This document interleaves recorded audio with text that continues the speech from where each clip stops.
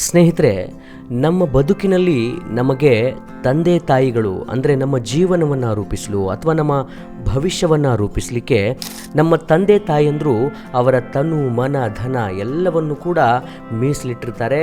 ಮತ್ತು ಯಾವುದೇ ತಂದೆ ತಾಯಿಗಳು ಮಕ್ಕಳಿಗೆ ಕೆಟ್ಟದ್ದಾಗಲಿ ಅಂತ ಬಯಸೋರಿಲ್ಲ. ಇವತ್ತು ಅಂಥದ್ದೇ ಓರ್ವ ತಾಯಿ ಮಗನ ಕರುಳು ಕಿವುಚುವ, ಕರುಳು ಹಿಂಡುವ ಒಂದು ಸ್ಟೋರಿಯನ್ನು ನಾನು ನಿಮ್ಮ ಮುಂದೆ ಇಡ್ತಾ ಇದ್ದೀನಿ. ಇದನ್ನು ನಿಮ್ಮ ಮುಂದೆ ಇಡಲಿಕ್ಕೆ ಒಂದು ಕಾರಣವೂ ಇದೆ. ಬಹಳಷ್ಟು ಜನ ವಯಸ್ಸಾದ ನಂತರ ತಂದೆ ತಾಯಿಗಳನ್ನು ವೃದ್ಧಾಶ್ರಮಕ್ಕೋ ಅನಾಥಾಶ್ರಮಕ್ಕೋ ಬಿಟ್ಟು ಬರ್ತಾರೆ. ಆದರೆ ಈ ಮಕ್ಕಳನ್ನು ಸಾಕಿ ಸಲಹಿ ದೊಡ್ಡವರನ್ನಾಗಿ ಮಾಡಿ ಅವರಿಗೆ ಮದುವೆ ಮಾಡುವವರೆಗೂ ಕೂಡ ಪ್ರತಿ ತಂದೆ ತಾಯಿಯು ಒಂದಲ್ಲ ಒಂದು ರೀತಿಯಲ್ಲಿ ಆ ಮಕ್ಕಳಿಗಾಗಿ ಮಿಡಿತಿರ್ತಾರೆ, ತುಡಿತಿರ್ತಾರೆ ಮತ್ತು ಅವರಿಗಾಗಿ ದುಡಿತಿರ್ತಾರೆ. ಸೊ ಅಂತಹದ್ದೇ ಒಂದು ತಾಯಿ ಮಗನ ಉತ್ತಮವಾದ ಕಂಟೆಂಟ್ ಇರುವಂತಹ ಸ್ಟೋರಿಯನ್ನು ನಾನು ನಿಮಗೆ ಇವತ್ತು ಹೇಳ್ತಾ ಇದ್ದೀನಿ. ಆ ಗ್ರಾಮದ ಬಸವೇಶ್ವರ ದೇವಾಲಯದಿಂದ ಚೂರು ಮುಂದೆ ಹೋದರೆ ರಾಮುನ ಮನೆ ಇತ್ತು. ಆ ಹುಡುಗನ ಹೆಸರು ರಾಮು ಅಂತ. ಆ ಮನೆಯಲ್ಲಿದ್ದವರು ರಾಮು ಮತ್ತು ಅವನ ತಾಯಿ ಇಬ್ಬರೇ. ರಾಮು ಹುಟ್ಟಿದ 2 ತಿಂಗಳಲ್ಲಿ ಆತನ ತಂದೆಯನ್ನು ಕಳ್ಕೊಂಡಿದ್ದ. ಮನೆಯ ಪಾತ್ರೆ ತೊಳೆದು ಆ ವಿಧವೆ ಮಗನನ್ನು ಸಾಕ್ತಾ ಇದ್ಲು. ಆಕೆಗೆ ಒಂದು ಕಣ್ಣು ಕೂಡ ಇರಲಿಲ್ಲ. ಹೀಗಾಗಿ ಒಂಥರ ಅವಳು ವಿಕಾರವಾಗಿ ಕಾಣ್ತಾ ಇದ್ಲು. ಆಕೆ ಎಲ್ಲಿಗಾದರೂ ಹೊರಟ್ರೆ ಸಾಕು, ಎದುರಾದ ಜನರೆಲ್ಲ ಅಯ್ಯಯ್ಯೋ ಕುರುಡಿ ಬಂದ್ಲು ನೋಡಿ, ಕುರುಡಿ ಅಂತ ಇದ್ರು. ಆಕೆ ಇದನ್ನೆಲ್ಲ ಕೇಳಿಸ್ಕೊಂಡ್ರೂ ಕೇಳದಂತೆ ಇದ್ದು ಬಿಡ್ತಾ ಇದ್ಲು. ಒಬ್ಬನೇ ಮಗನಲ್ವೇ, ಅವನನ್ನು ಚೆನ್ನಾಗಿ ಓದಿಸ್ಬೇಕು, ಅವನು ಕೇಳಿದ್ದನ್ನೆಲ್ಲ ಕೊಡಿಸ್ಬೇಕು, ದಿನ ಅವನನ್ನು ಶಾಲೆಗೆ ಕರೆದುಕೊಂಡು ಹೋಗಿ ಟಾಟಾ ಸಿ ಯು ಬಾಯ್ ಬಾಯ್ ಹೇಳಿ ಹಿಂತಿರುಗಬೇಕು. ಇದು ಆಕೆಯ ಬಯಕೆ ಆಗಿತ್ತು. 10 ಮಂದಿಯನ್ನು ಕಾಡಿಬೇಡಿ ಒಂದಿಷ್ಟು ದುಡ್ಡು ಹೊಂದಿಸಿ ಮಗನನ್ನು ಸ್ಕೂಲಿಗೆ ಸೇರಿಸಿಯೇ ಬಿಟ್ಲು. ಆದರೆ ಈ ಮಗ ರಾಮು ಅಮ್ಮನ ಬಗ್ಗೆ ಚಿಕ್ಕಂದಿನಿಂದಲೇ ತಿರಸ್ಕಾರ ಬೆಳೆಸ್ಕೊಂಡು ಬಿಟ್ಟಿದ್ದ. ಅಮ್ಮ ಕುರುಡಿ ಅನ್ನೋದೇ ಆತನ ತಿರಸ್ಕಾರಕ್ಕೆ ಕಾರಣವಾಗಿತ್ತು. ಅದೊಂದು ದಿನ ಈ ಪಾಪದ ಹೆಂಗಸು ಶಾಲೆಯ ಗೇಟ್ನವರೆಗೂ ಬಂದು, ಕಂದ ಹುಷಾರು ಕಣಪ್ಪ, ಟಾಟಾ ಸಿ ಯು ಅನ್ನುತ್ತಿರುವಾಗಲೇ ಅಲ್ಲಿದ್ದ ಹುಡುಗರೆಲ್ಲ ರಾಮು ಏನೋ ಇದು, ನಿಮ್ಮ ತಾಯಿ ಕುರುಡಿನೇನೋ ಅಂದ್ಬಿಟ್ರು. ದೇವರೇ, ಭೂಮಿ ಈಗಲೇ ಬಾಯಿ ಬಿಡಬಾರ್ದೆ ಅಂದ್ಕೊಂಡ ರಾಮು. ನಂತರ ಅಮ್ಮನಡೆಗೆ ಬಂದು ತಿರಸ್ಕಾರದ ನೋಟ ಬೀರಿ ಶಾಲೆಗೆ ಹೋಗಿಬಿಟ್ಟ. ಶಾಲೆಯಿಂದ ಹೊರಬರುವ ಹೊತ್ತಿಗೆ ರಾಮು ನಿರ್ಧಾರಕ್ಕೆ ಬಂದಿದ್ದ. ಅಮ್ಮ ಕುರುಡಿ, ಅವಳ ಜೊತೆಗಿದ್ದರೆ ಸಮಾಜ ನನ್ನನ್ನು ಅಪಹಾಸ್ಯ ಮಾಡಿಬಿಡುತ್ತೆ, ಅವಳಿಂದ ದೂರ ಇರೋದೇ ಒಳ್ಳೆಯದು, ಅಮ್ಮನ ಸಾಂಗತ್ಯ ಬೇಡವೇ ಬೇಡ ಅಂತ ನಿರ್ಧಾರ ಮಾಡಿಕೊಂಡ. ಮನೆ ಅಕ್ಕಪಕ್ಕದ ಜನರ ಪರಿಹಾಸ್ಯದ ಮಾತು ರಾಮುಗೆ ವಿಪರೀತ ಅವಮಾನ ಉಂಟು ಮಾಡಿತ್ತು.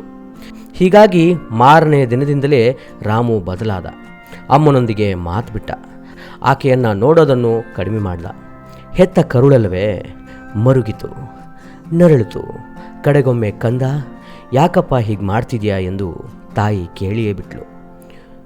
ಆಗ ಮಗ, ನೋಡು ನೀನು ಕುರುಡಿ, ನಿನ್ನದು ಅಸಹ್ಯದ ಮುಖ, ನೀನು ನನ್ನ ಜೊತೆಗೆ ಬಂದರೆ ಎಲ್ಲರೂ ನನ್ನನ್ನು ಅಪಹಾಸ್ಯ ಮಾಡ್ತಾರೆ, ನನ್ನ ಜೊತೆ ಇರೋ ಬದಲು ನನ್ನನ್ನು ಗೆಳೆಯರ ಮಧ್ಯೆ ನಗೆಪಾಟಲಿಗೆ ಗುರಿ ಮಾಡುವ ಬದಲು ನೀನು ಎಲ್ಲಾದರೂ ಹೋಗಿ ಸಾಯಬಾರದೆ ಅಂದ್ಬಿಟ್ಟ.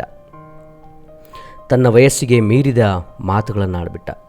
ಈ ಮಧ್ಯೆಯೇ ಅವನು ನವೋದಯ ವಿದ್ಯಾಲಯಕ್ಕೆ ಪರೀಕ್ಷೆ ಬರೆದು ಪಾಸೂ ಆದ. ಇನ್ನು ನವೋದಯ ವಿದ್ಯಾಲಯಕ್ಕೆ ರಾಮು ಹೋಗಿದ್ದೇ ಹೋಗಿದ್ದು. ಆತನ ಅದೃಷ್ಟವೇ ಬದಲಾಗ್ತಾ ಹೋಯಿತು.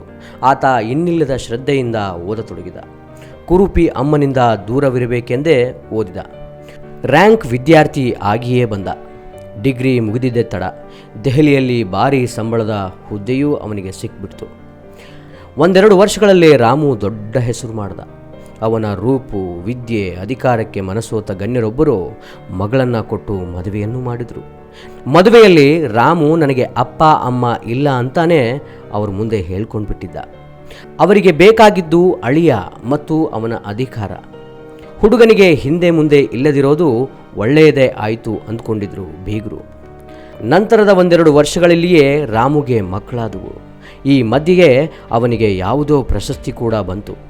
ಅದು ನಾಡಿನ ಎಲ್ಲ ಪತ್ರಿಕೆಗಳಲ್ಲಿ ಸುದ್ದಿಯಾಯಿತು. ಅಬ್ಬಾ, ಕುರುಡಿ ಅಮ್ಮನಿಂದ ಕಡೆಗೂ ತಪ್ಪಿಸಿಕೊಂಡೆ ಎಂದು ತನ್ನೊಳಗೆ ತಾನೇ ಖುಷಿ ಪಟ್ಕೊಂಡಿದ್ದ ರಾಮು. ಅದೊಂದು ಬೆಳಗ್ಗೆ ಮಕ್ಕಳೊಂದಿಗೆ ಆಟದಲ್ಲಿ ತೊಡಗಿದ್ದ ರಾಮು ಆಗಲೇ ಮನೆಯ ಬಾಗಿಲಲ್ಲಿ ಆಕೆಯ ನೆರಳು ಕಾಣಿಸತೊಡಗಿತು.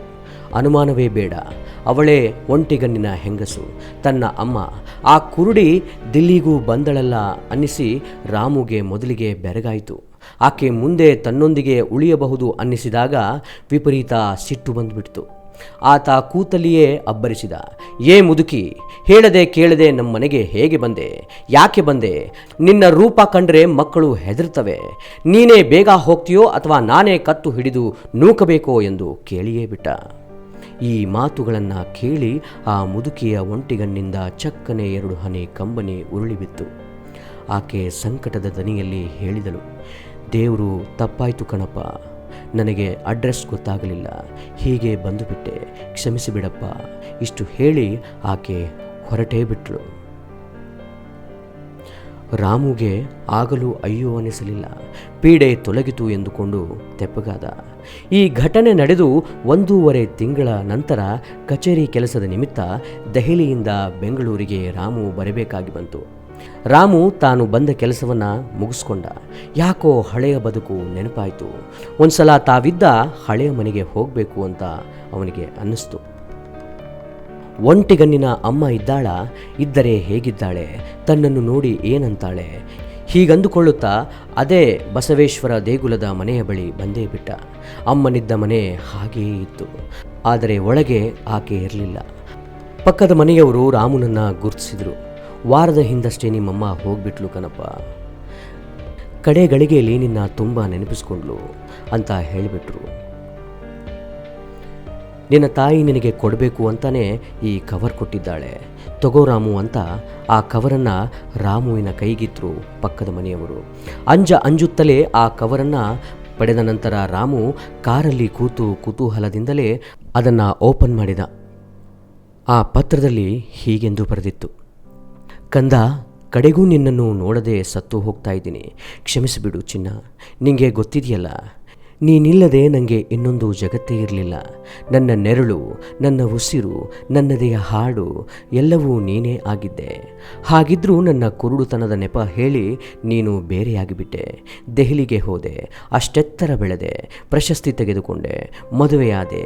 ಇಲ್ಲಿ ನಾನು ದಿನದಿನವೂ ನಿನ್ನ ನೆನಪಲ್ಲೇ ಬದುಕಿದೆ ಕಣೋ. ಕಡೆಗೂ ಒಮ್ಮೆ ನಿನ್ನ ಬದುಕು, ನಿನ್ನ ವೈಭವ, ನಿನ್ನ ಸಂಸಾರವನ್ನು ಕಣ್ತುಂಬ ನೋಡುವ ಅನ್ನಿಸಿ ಒಕ್ಕನ್ನಿನ ನಾನು ಸೀದಾ ದೆಹಲಿಗೆ ಬಂದುಬಿಟ್ಟೆ. ಕನ್ನಡವಲ್ಲದೆ ಬೇರೆ ಭಾಷೆ ನನಗೆ ತಿಳಿಯದು. ಬೆಂಗಳೂರಿನ ಬಸ್ ಸ್ಟ್ಯಾಂಡ್ ಬಿಟ್ಟರೆ ಬೇರೊಂದು ಊರನ್ನೇ ಕಂಡಿರದ ನಾನು ದೆಹಲಿಗೆ ಬಂದಿದ್ದು, ಅಲ್ಲಿ ವಾರಗಟ್ಟಲೆ ಅಬ್ಬೇಪಾರೆಯಾಗಿ ಅಲಿದಿದ್ದು, ಅದು ಹಾಗೋ ಹೀಗೋ ನಿನ್ನ ಮನೆಯನ್ನು ಹುಡುಕಿದ್ದೇ ಒಂದು ದೊಡ್ಡ ಸಾಹಸ. ಆದರೆ ಒಂದು ಸತ್ಯ ಹೇಳಲ ಕಂದ, 1ನೇ ಕ್ಲಾಸ್ನಲ್ಲಿದ್ದಾಗ ನಿನಗೆ ಆಕ್ಸಿಡೆಂಟ್ ಆಗಿತ್ತು. ಅಪಘಾತದ ತೀವ್ರತೆಗೆ ನಿನ್ನ ಒಂದು ಕಣ್ಣೇ ಹೋಗಿತ್ತು. ನೋಡಮ್ಮ, ಒಂದು ಕಣ್ಣು ಹೋಗಿಬಿಟ್ಟಿದೆ. ಹೀಗಾಗಿ ಮುಂದೆ ಸಾಯೋ ತನಕ ನಿನ್ನ ಮಗ ಒಕ್ಕನ್ನಿನವ ಆಗಿರ್ತಾನೆ ಅಂದಿದ್ರು ವೈದ್ಯರು. ನನ್ನ ಮಗನಿಗೆ ಒಕ್ಕನ್ನೇ ಬೇಡ ಬೇಡ ಅಂದಿತ್ತು ನನ್ನ ಮನಸ್ಸು. ಡಾಕ್ಟರ್ಗೆ ಕೈ ಮುಗಿದು ಕಾಲು ಹಿಡಿದೆ, ಗೋಳಾಡಿದೆ, ಬೇಡಿಕೊಂಡೆ. 10 ಮನೆಯಲ್ಲಿ ಸಾಲ ತಂದು, ಈ ದುಡ್ಡು ತಗೊಳ್ಳಿ ಡಾಕ್ಟ್ರೇ, ನನ್ನ ಒಂದು ಕಣ್ಣನ್ನೇ ತೆಗೆದು ನನ್ನ ಮಗನಿಗೆ ಜೋಡಿಸಿಬಿಡಿ ಎಂದಿದ್ದೆ. ನಾನು ಇವತ್ತೋ ನಾಳೆಯೋ ಸಾಯುವ ಹೆಂಗಸು, ನನಗೆ ಒಂದೇ ಕಣ್ಣಿದ್ರೂ ಸಾಕು ಅಂದೆ. ಡಾಕ್ಟರ್ ಹಾಗೆಯೇ ಮಾಡಿದರು. ನಾನು ಸಾಯುವವರೆಗೂ ಕೂಡ ಈ ವಿಷಯ ನಿನಗೆ ಹೇಳಬಾರದು ಅಂತ ಆಸೆ ಇತ್ತು. ನಾನು ಹಾಗೆಯೇ ಬದುಕಿದೆ. ಈಗ ಸತ್ತ ನಂತರ ಕೇಳ್ತಾ ಇದ್ದೀನಿ ಕಂದ, ಒಂದೇ ಒಂದು ಸಲ ನನ್ನನ್ನು ಅಮ್ಮ ಎಂದು ಕರಿತೀಯಾ ಅಪ್ಪ? ಹಾಗಂತ ಕರೆಸ್ಕೋಬೇಕು ಅನ್ನೋದು ನನ್ನ ಹಿರಿಯಾಸೆ ಮಗನೇ. ನೀನು ಯಾವತ್ತೂ ಅಳಬಾರದು, ಕಣ್ಣೀರು ಹಾಕಬಾರದು. ನಿನ್ನ ಕಣ್ಣಿನೊಳಗೆ ನಾನಿರುವಾಗ ಚಿಂತೆ ಏಕೆ ಮಗನೇ? ಪತ್ರ ಓದಿ ಮುಗಿಸಿದ ರಾಮು ಅಮ್ಮ ಅಂತ ಚೀರ್ದ. ಸ್ನೇಹಿತರೆ, ನಾನು ಯಾಕೆ ಈ ಕಥೆಯನ್ನು ನಿಮಗೆ ಹೇಳಿದೆ ಅಂದರೆ, ಈ ಗಡಿಬಿಡಿಯ ಬದುಕಲ್ಲಿ ನಾವು ನೀವು ಎಲ್ಲರೂ ಅಷ್ಟೇ. ಅಮ್ಮ ಎಂದರೆ ಅಸಡ್ಡೆ, ಅಮ್ಮ ಎಂದರೆ ತಿರಸ್ಕಾರ, ಅಮ್ಮ ಎಂದರೆ ವಿಪರೀತ ಸಲುಗೆ ಮತ್ತು ಅಮ್ಮನ ಮೇಲೆ ವಿನಾಕಾರಣ ಸಿಟ್ಟು ಬೇಡ.